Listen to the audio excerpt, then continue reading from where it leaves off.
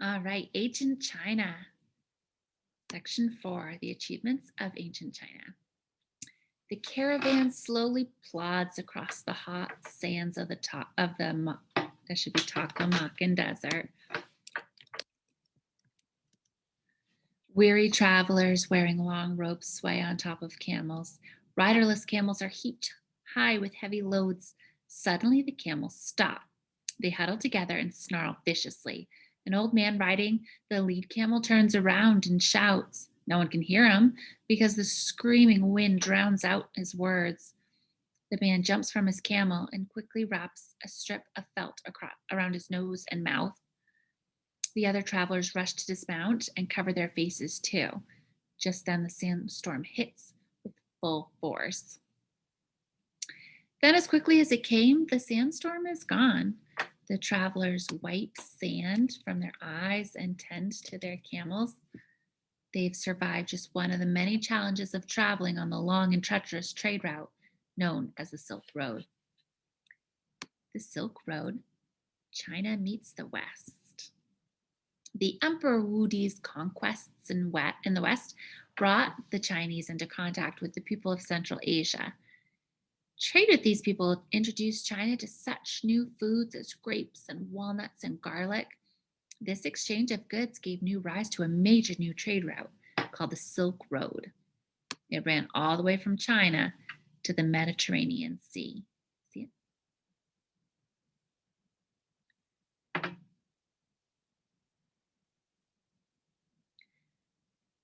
The Silk Road was not one continuous road, rather, it was a series of routes covering more than 4,000 miles, a little less than the distance from Chicago to Hawaii.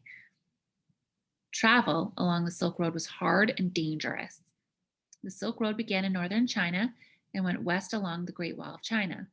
Then it entered a narrow fringe of land between the barren Gobi Desert and the towering Nanshan or southern mountains.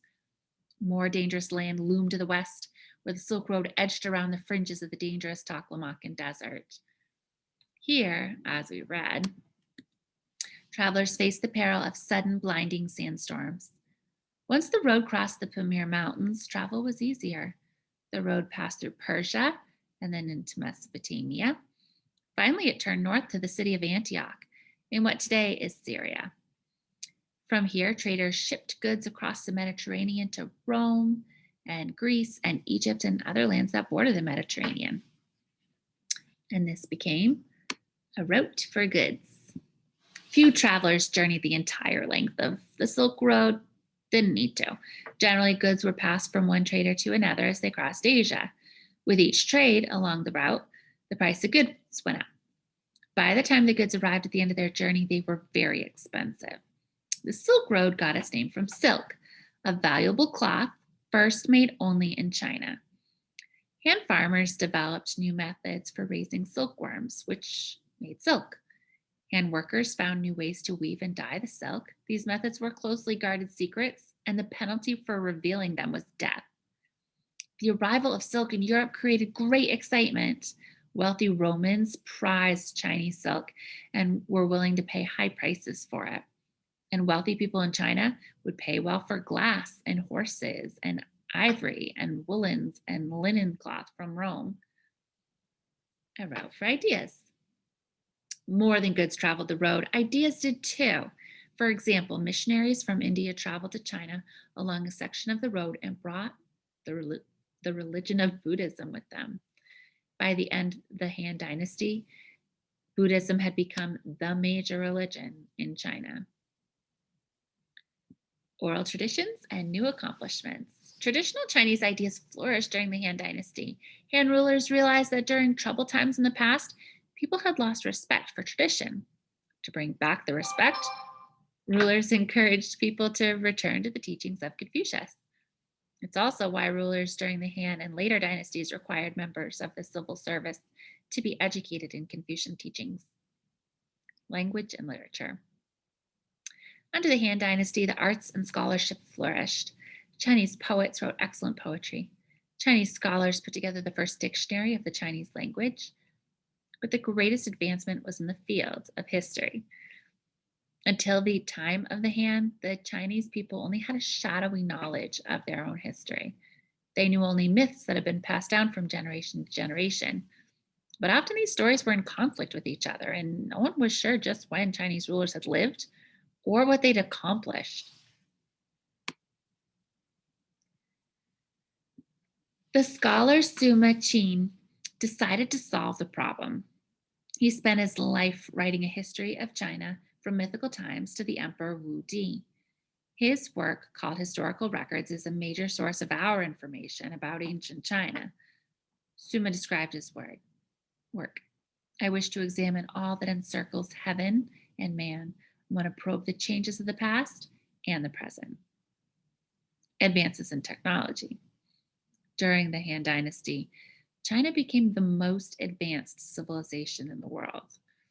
Its government was stable, so the Chinese could turn their attention to improving society. Some accomplishments of the Han Dynasty are shown in the chart below. For example, Chinese artisans began making iron farming tools.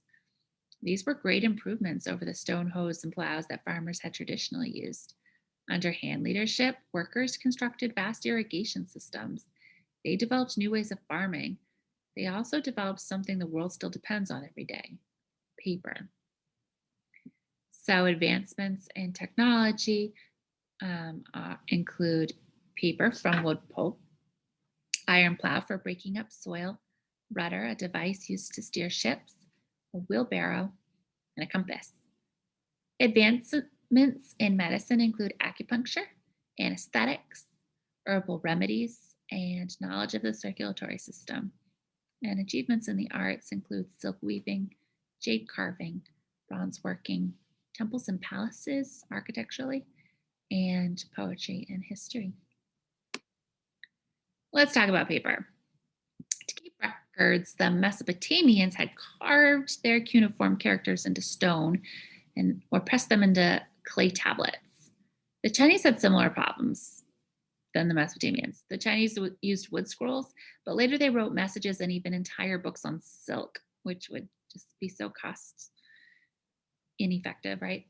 Then around AD 105, the Chinese made one of their greatest discoveries. They invented paper. The first paper was made from tree bark, hemp, and old rags. It was strengthened with starch and then coated with a gelatin, a gooey substance that gave it strength. This invention influenced learning and the arts in China. After several centuries, the use of paper spread across Asia and into Europe. Eventually, paper replaced papyrus from Egypt in Egypt as a material for scrolls and books. Other practical inventions. During the Han Dynasty, the Chinese invented many practical devices that didn't reach Europe until centuries later. Among them were the wheelbarrow, the rudder, the collar and harness, which allowed animals to pull heavy loads. The Han Dynasty came to an end in the 200s AD, but its accomplishments were not forgotten. People in China today still call themselves the children of Han. It's time to take the notes.